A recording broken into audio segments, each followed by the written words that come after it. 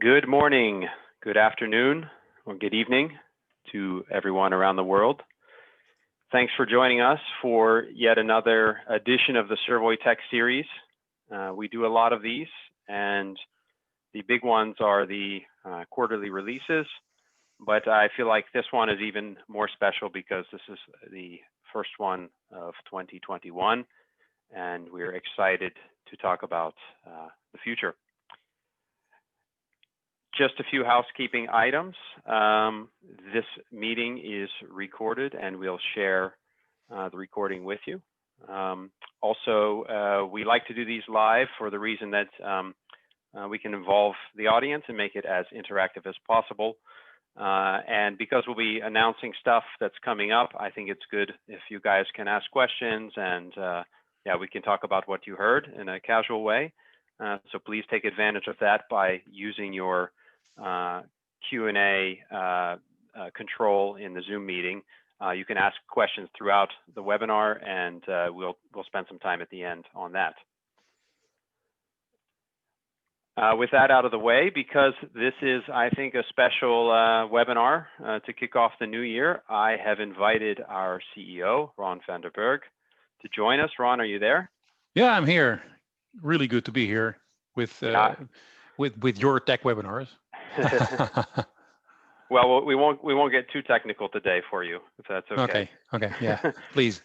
I'm happy to have Ron here, and the reason for that is I feel like I missed Servoy World 2020 a lot, because that's typically when we do kind of a product keynote and we talk about where we're going. We look at what we did over a year or so and look forward to where we're going. And I didn't want to let the new year pass without doing that. And I usually like to do that with the stage and the whole community and in person. And there's a lot more energy with that, but we do the best we can right now in these times. So I didn't want to let that go by. And so I really thought it was important to invite Ron along to kind of remind us of the vision of Servoy and look at where we're going.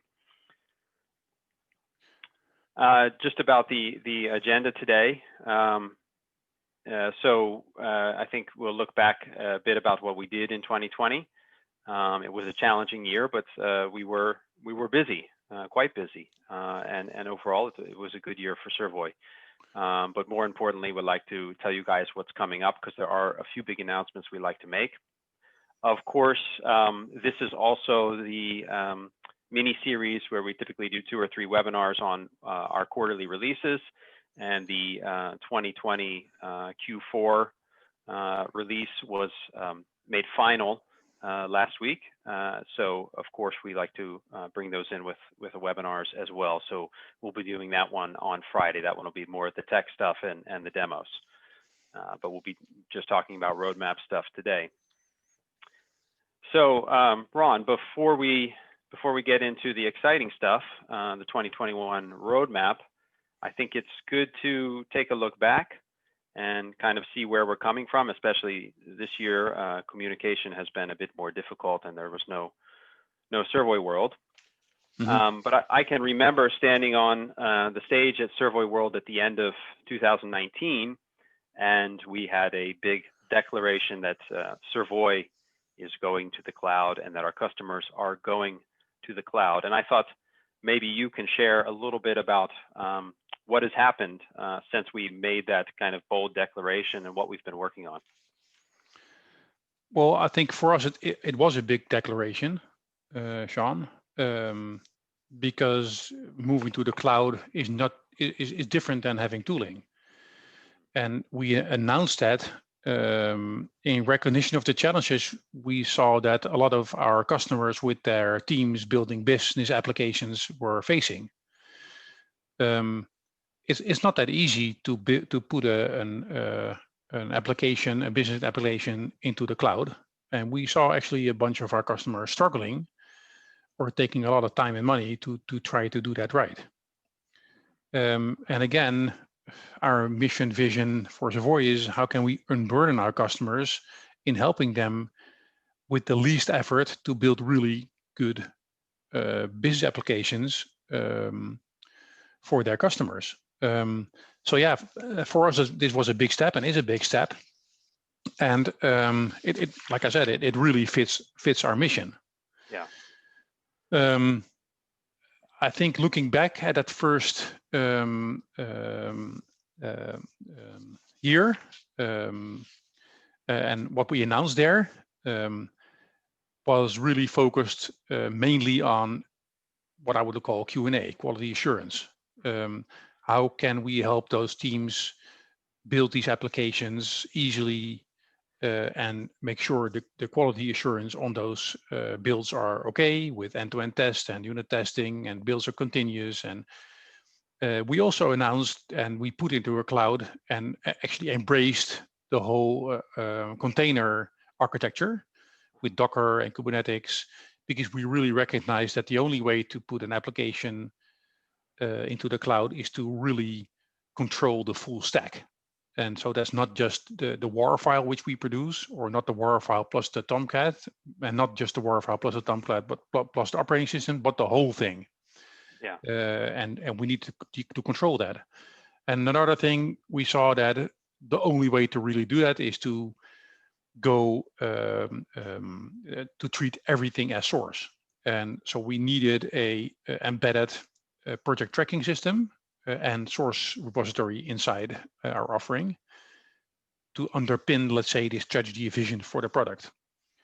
And last but not least, when we announced it, we announced that we will have production environments for customers. And today we have customers in production on ServoyCloud.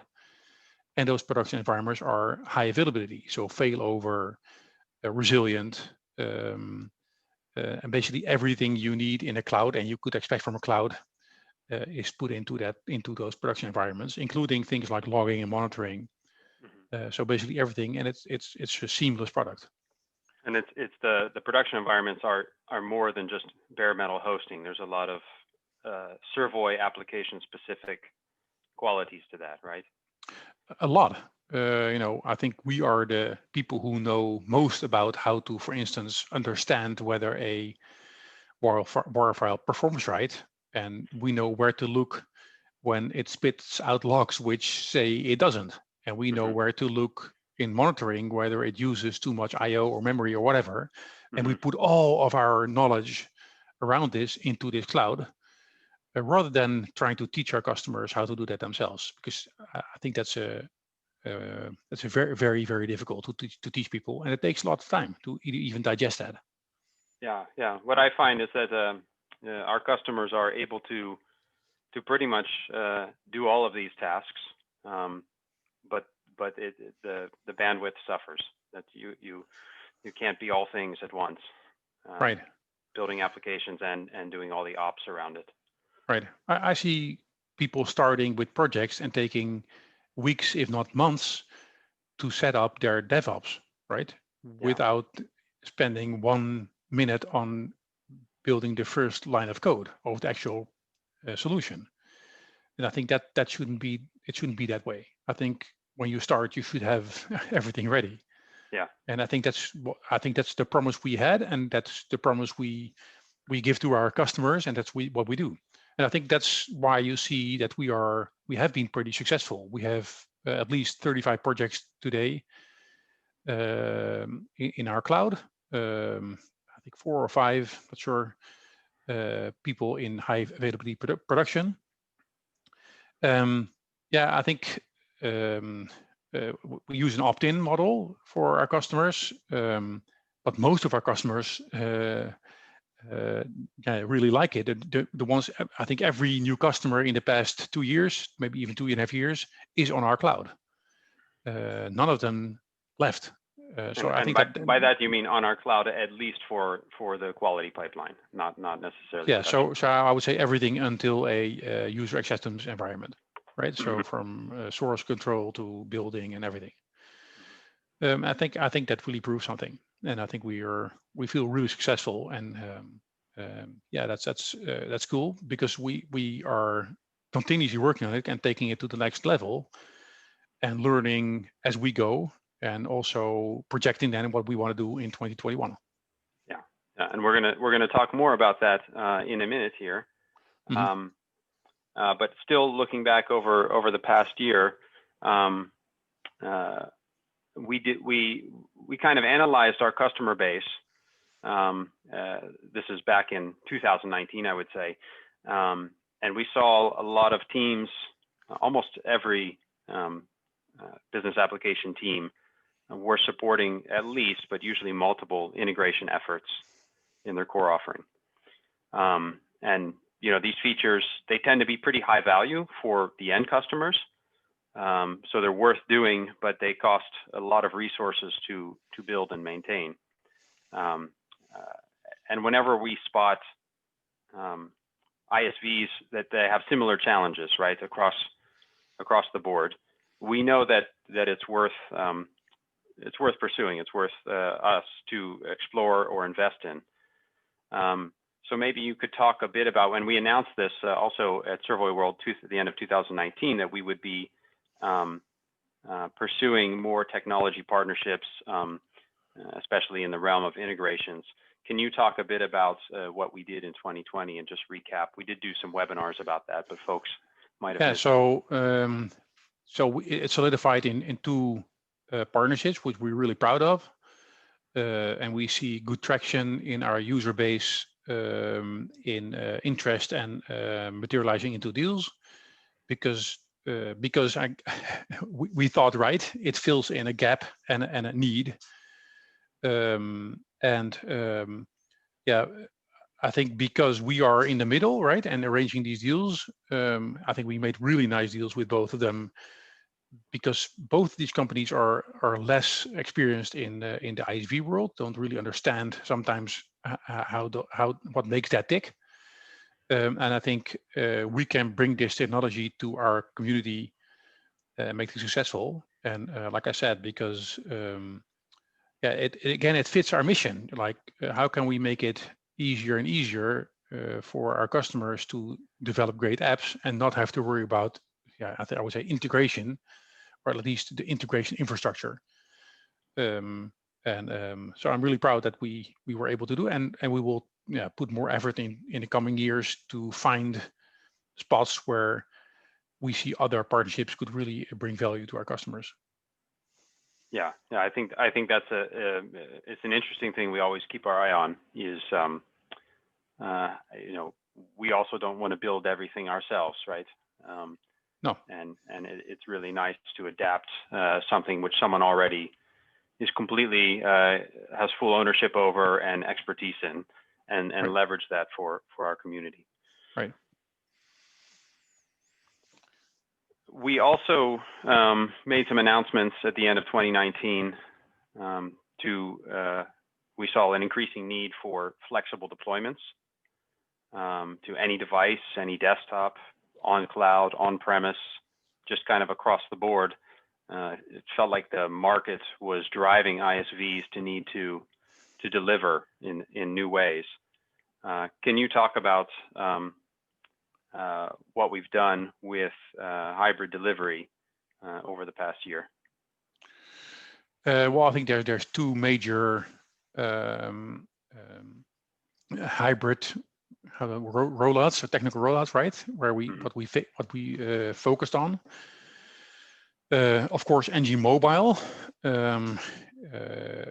which basically is a wrapper around Servoy NG, but we add device integration on mobile phones and handhelds.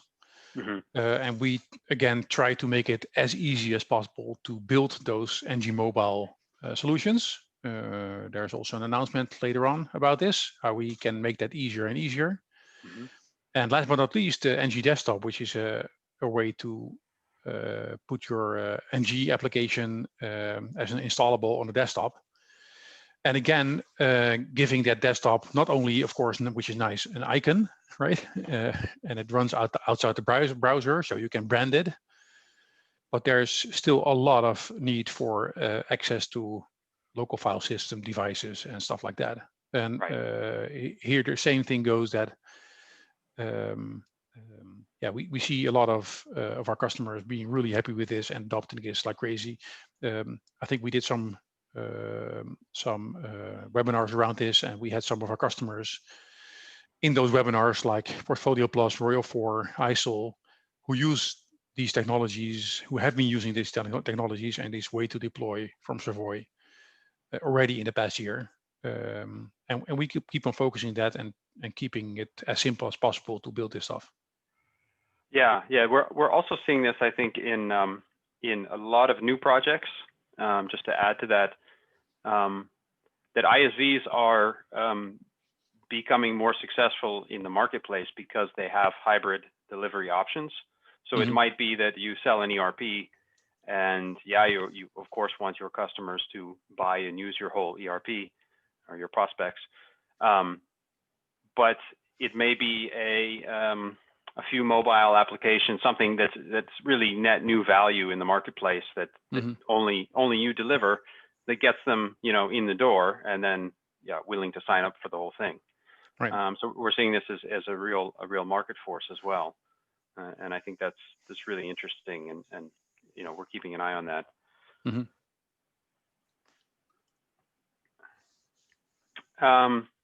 Yeah, I think we should say a bit about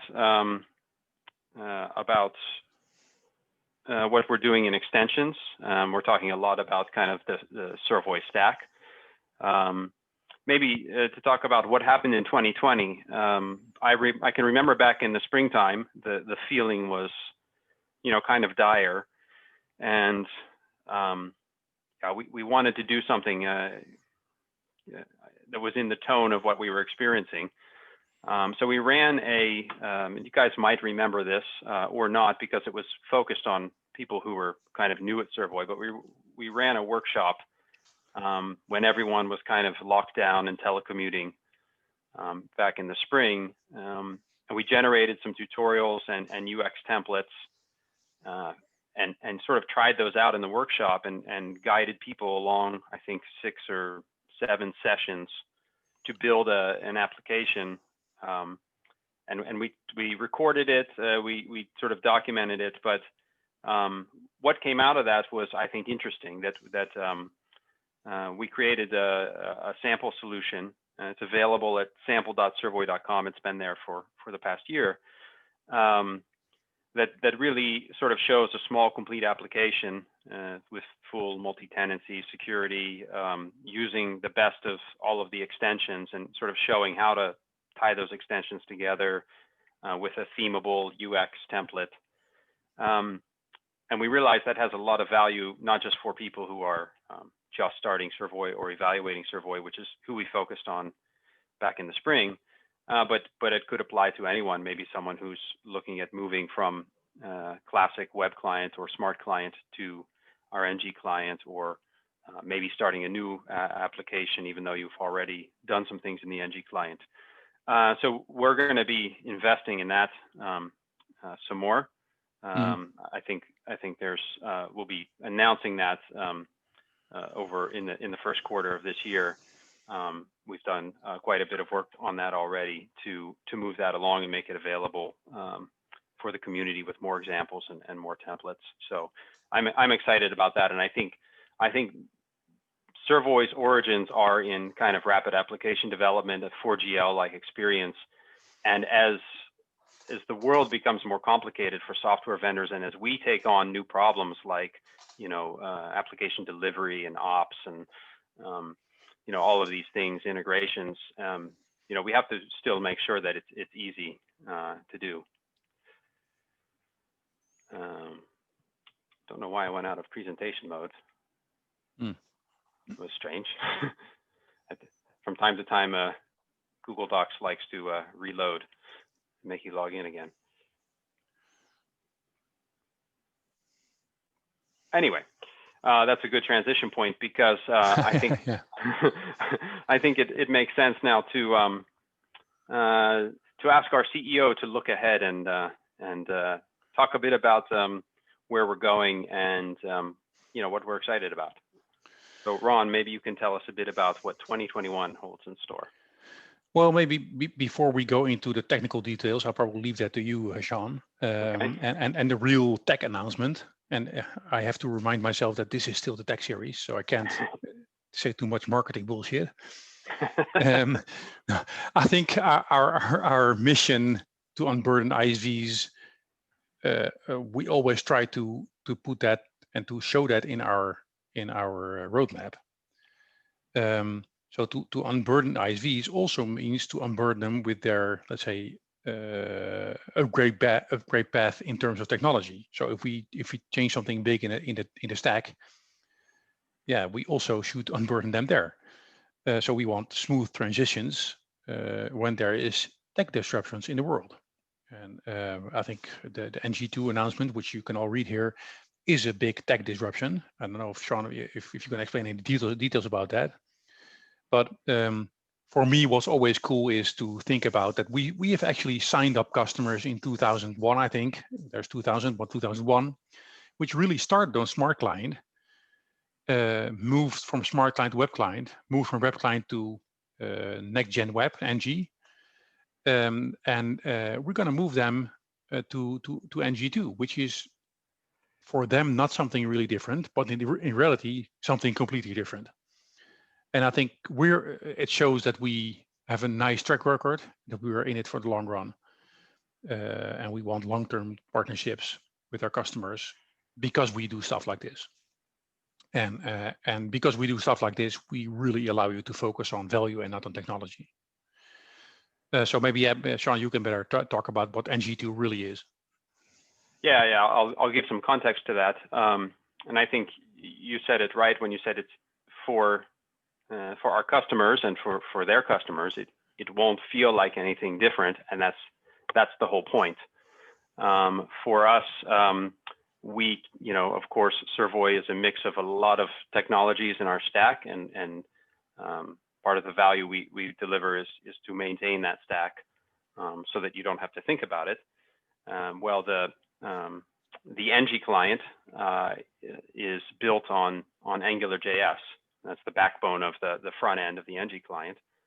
And AngularJS is kind of the version 1 ancestry of that. And that was announced to be end of life a few years ago. They extended it to the end of 2021. Obviously, what that means is it's not going to explode at the end of 2021, but over time, then a web application that's not maintained becomes exposed to security concerns, vulnerabilities, changes in the browsers that could break stuff. And as a software vendor, that being your lifeblood, of course, you need to make sure that you're protected from that. Angular, the difference between AngularJS and Angular, if you never had to think about this, it's kind of bothersome that AngularJS is the older one, Angular is the newer one, the 2+ kind of branch of that. So why not just migrate, upgrade? Well, it's actually really a complete rewrite, basically, of the core of that. And we actually have started that a long time back. At first, when this was announced, we were looking at it, determining what it means, what to do, and then we realized, yeah, well, we have to do this migration. So pretty much all of last year, we've been working on this. We're nearly 2 years into the whole process, but really last year we spent a lot of time to get ready for this because it's a big deal. And I think this is as Ron said, this shows kind of why we exist. That it doesn't matter what the technology is, if it's Java or .NET or Servoy or Angular or whatever it might be. You have to commit to a technology to deliver applications, and the moment you're committed to a technology, you're vulnerable to what happens to that technology. We understand that really well. We know that is a constant kind of burden on ISVs, and it's one of the things we've always worked to alleviate is that kind of uncertainty and fear around what happens to technology. we're busy working on it. And in terms of what this means for upgrading applications from Servoy NG Client to NG2, NG Client applications will be compatible with NG2.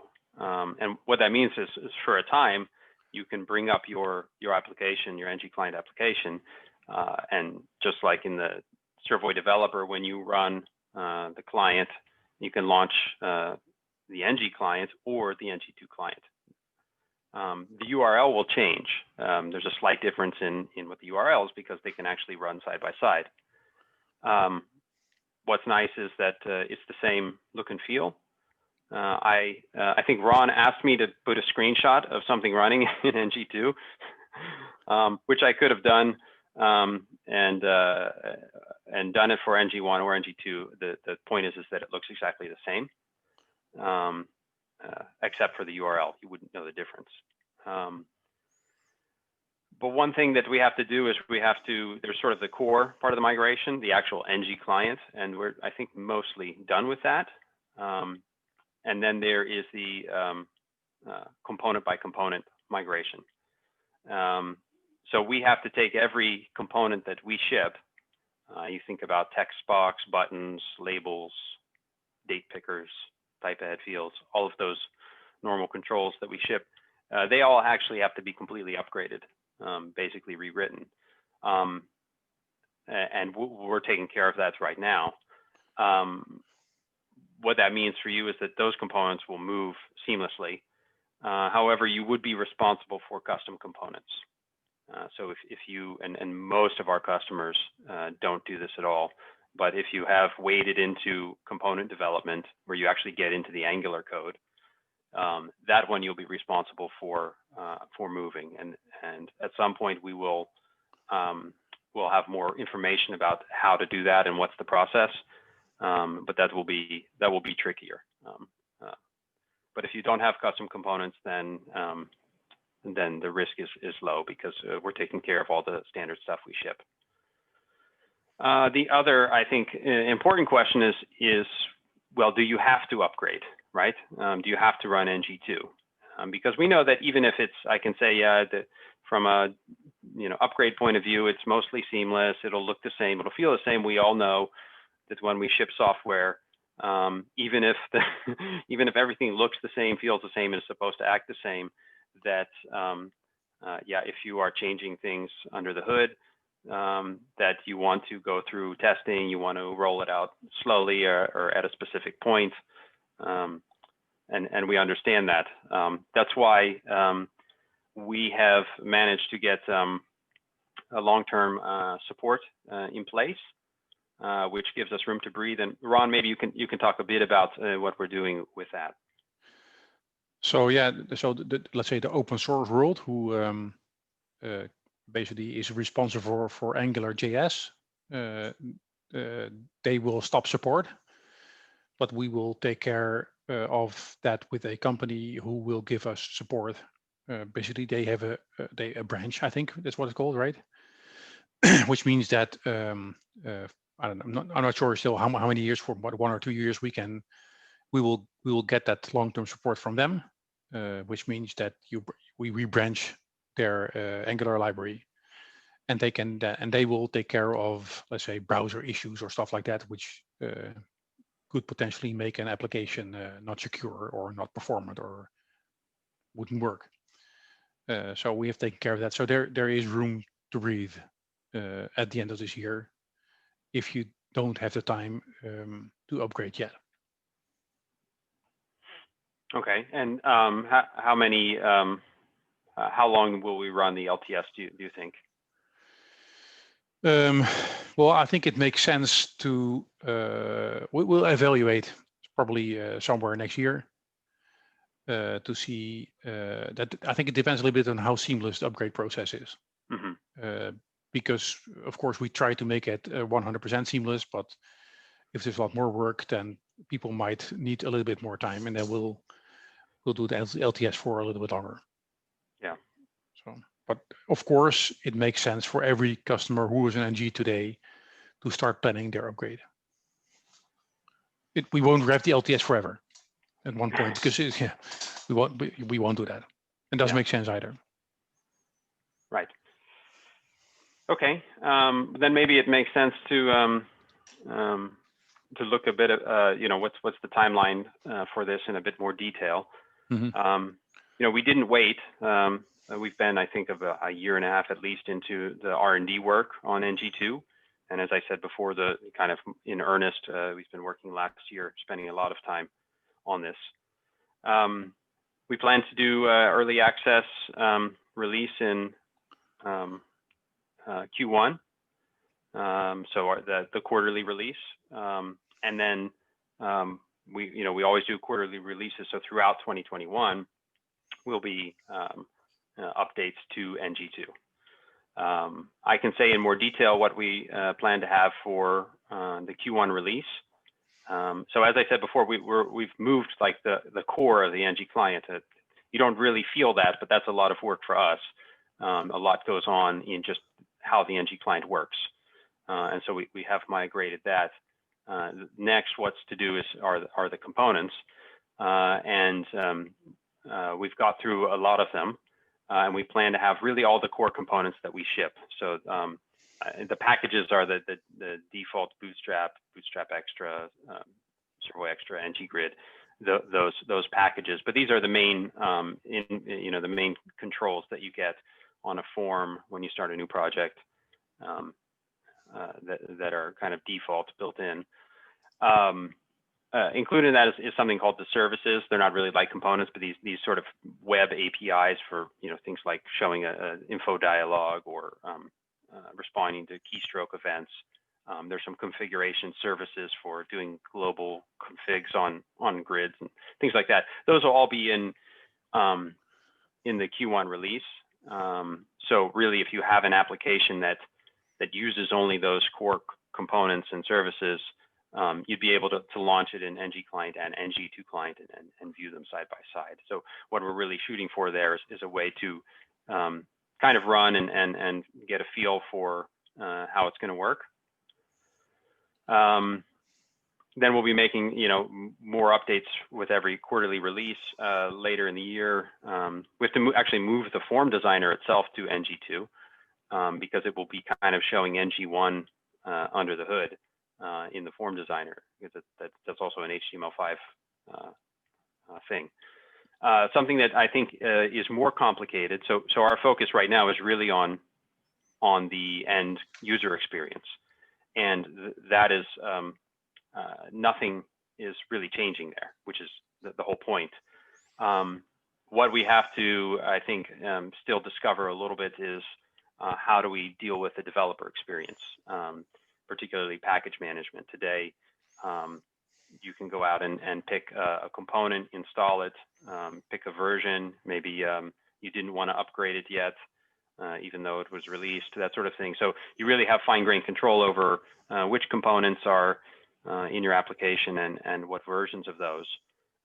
It's a little bit different in the NG2. Things kind of have to be sort of compiled together.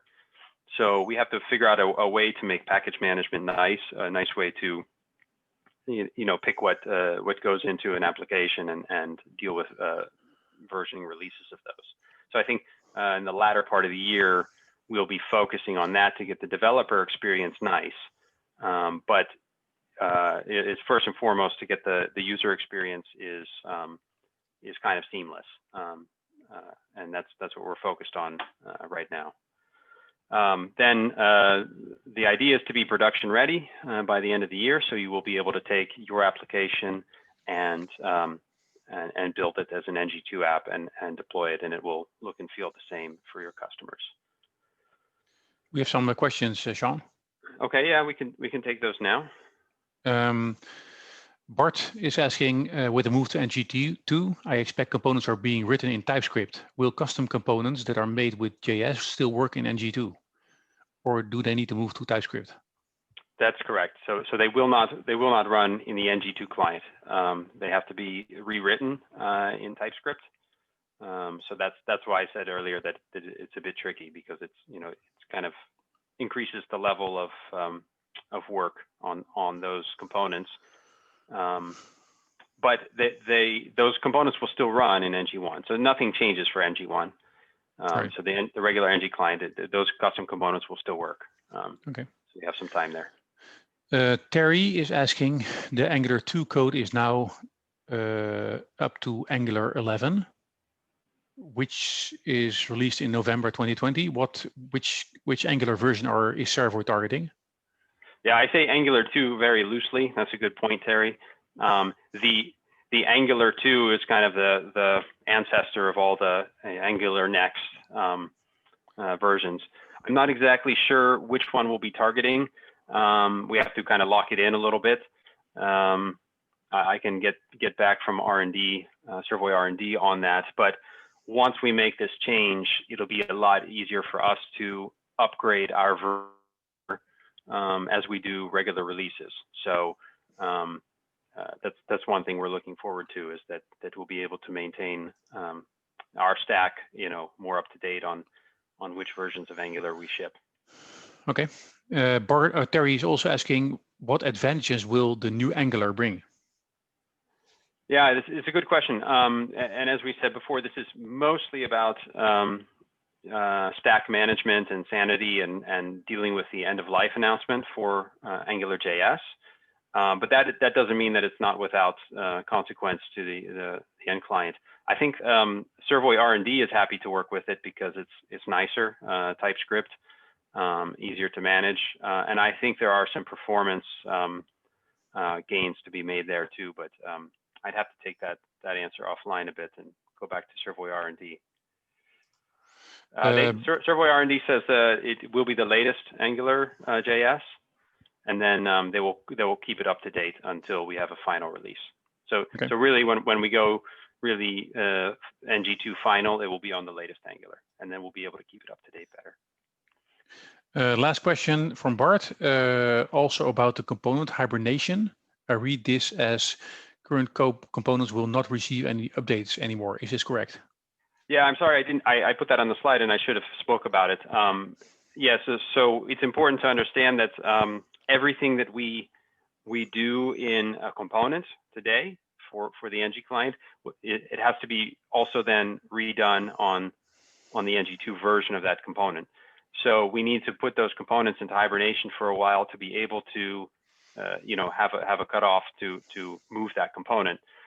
So it will be pretty much no new features or really minor enhancements, but unless it's like a major bug or something, or vulnerability or anything like that needs to be handled on that component, it won't go in unless it's something like that until we have a stable version of the NG2 version of that, and that will be going forward then perpetually. So basically, right, if you stay on NG, the regular NG client, there won't be any more component enhancements there.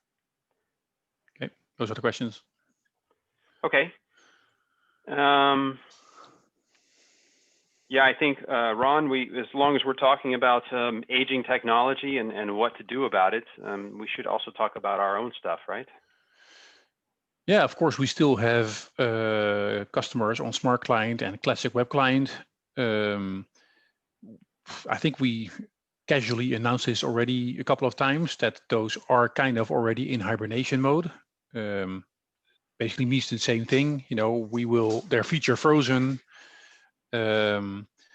We basically only do really security and vulnerability updates and critical stuff to keep customers alive, basically in production. I think it's good to realize that a lot of the code of the server core is shared between the clients.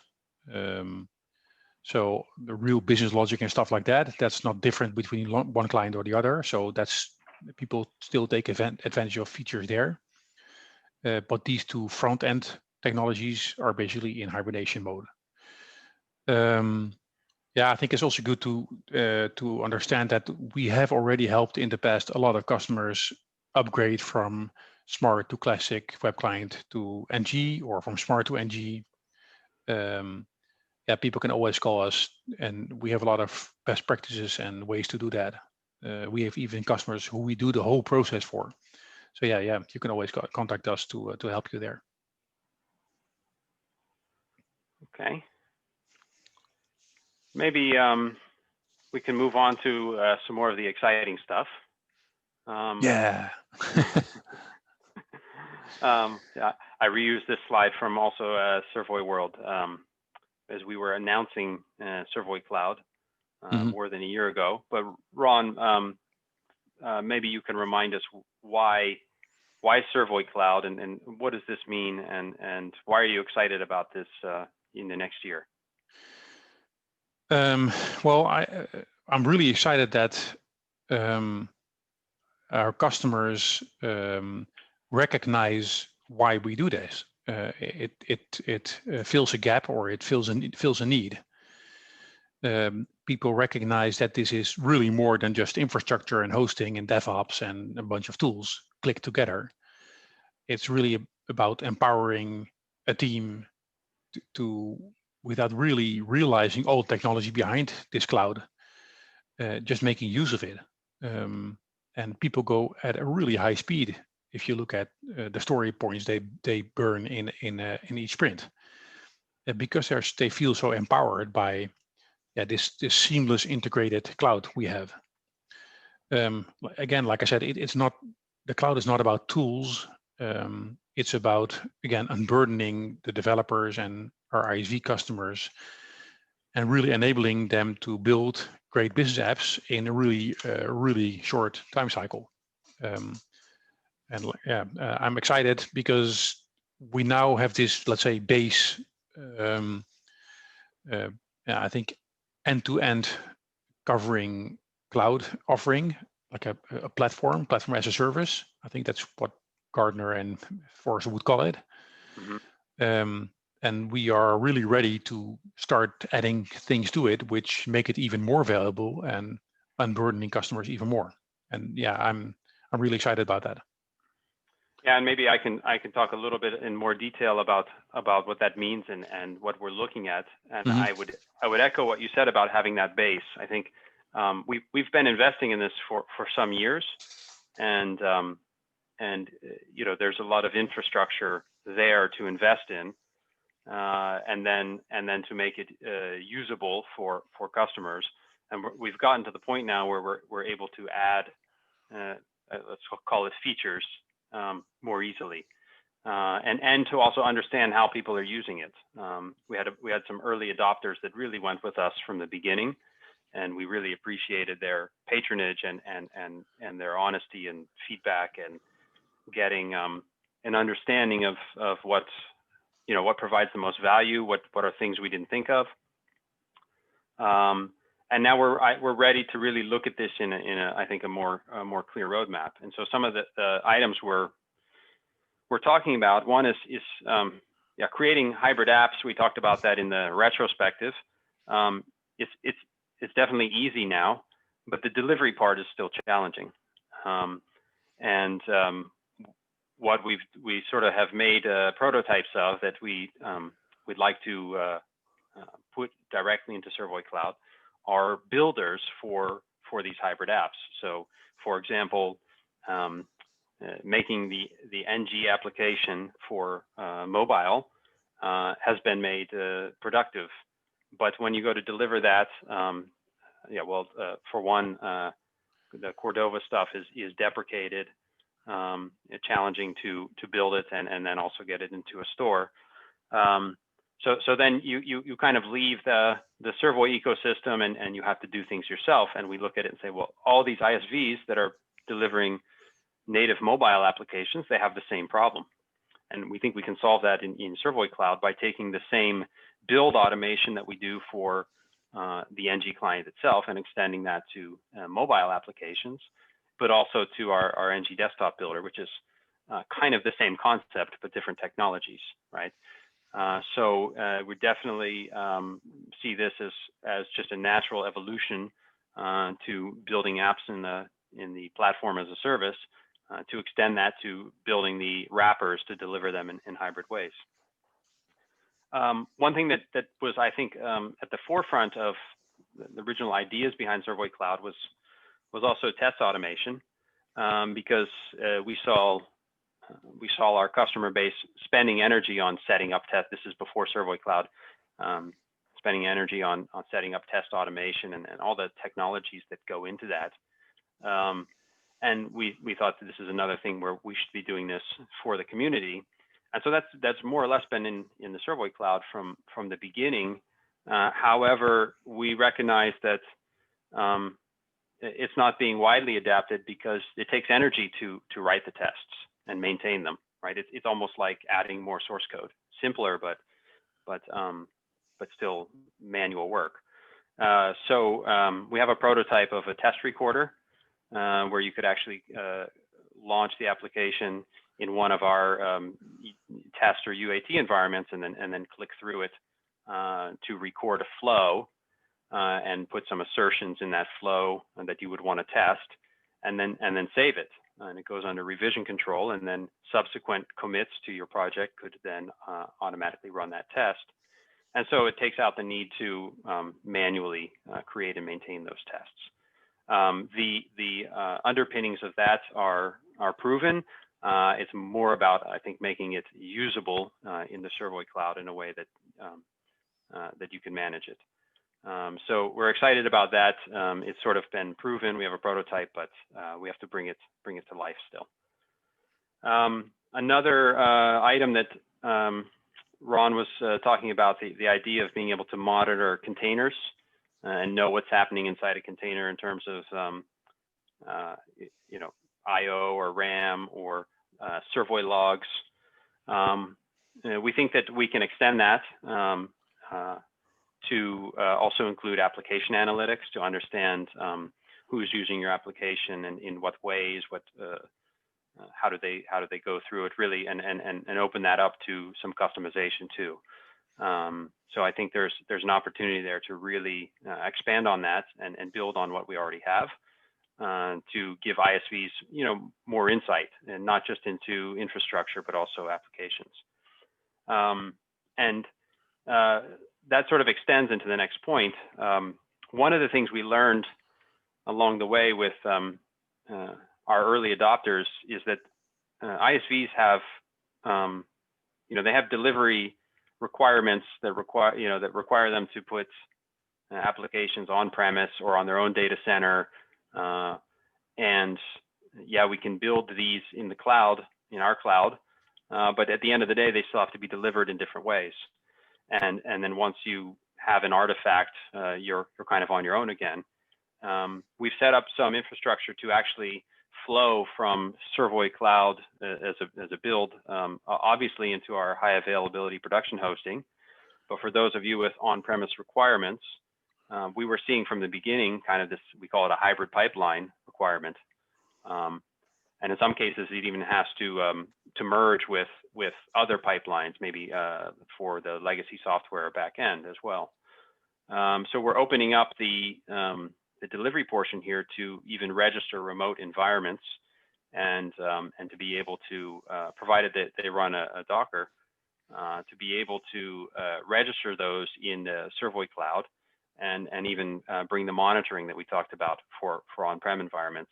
So if you think about as a ISV wanting to get a full picture of your deployments, maybe you have you know, some hosted and some on-premise, being able to see what's the status of all of your activity and aggregate those monitoring and analytics in one place, and that's really the vision behind that. And so we've made some work on the infrastructure side to be able to do that. Now it's about bringing it to life in a user experience that makes sense. So a lot of interesting stuff we're really excited about. So much that I think it does require its own webinar.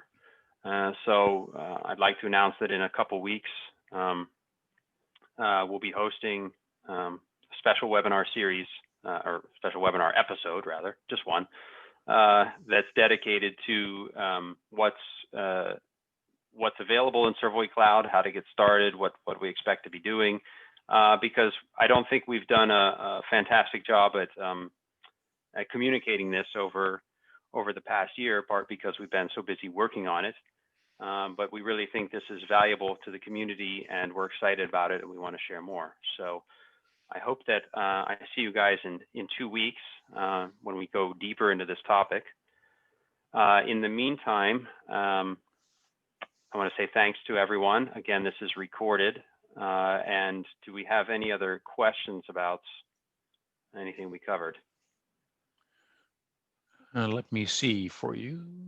I don't think so. Oh, there's somebody in the chat. Oh, John says thanks. So not a question. No, I think there's no questions. Maybe for me, as a last note, we didn't talk about today's reality in terms of COVID and maybe a bit tone deaf there. I think it is something to not we can't ignore. For me, I think to the whole community, to all our customers, I would like to say, yeah, I think we need to all hang in there. For some of you, it's really some devastating times. Luckily, most of our customers, I think, are going through this fairly easily compared to our other industries. I think it's a really, really strange time, and my thoughts and our thoughts as Servoy are with you. And if you need anything from us, please call us, and we'll see what we can do. Thanks for that, Ron, and thank you all. And we'll post the recording, and we'll announce the upcoming webinars. And appreciate everyone's attendance. Bart says, "What's in the webinar for Friday?" Oh, gosh, I got ahead of myself with the January 27 webinar. Yes, in the webinar for Friday, we'll be looking specifically at the Q1, or sorry, the 2020 Q4 release. So that's mostly about some extensions. I think the pop-up filter and search and that sort of thing, and just kind of going over the release notes like we always do. Make sure you guys understand any potentially breaking changes or stuff like that. So, okay. Thanks for that, Bart. Got ahead of myself. Yeah, there's one in 2 days. Okay. Thank you all. We'll see you later.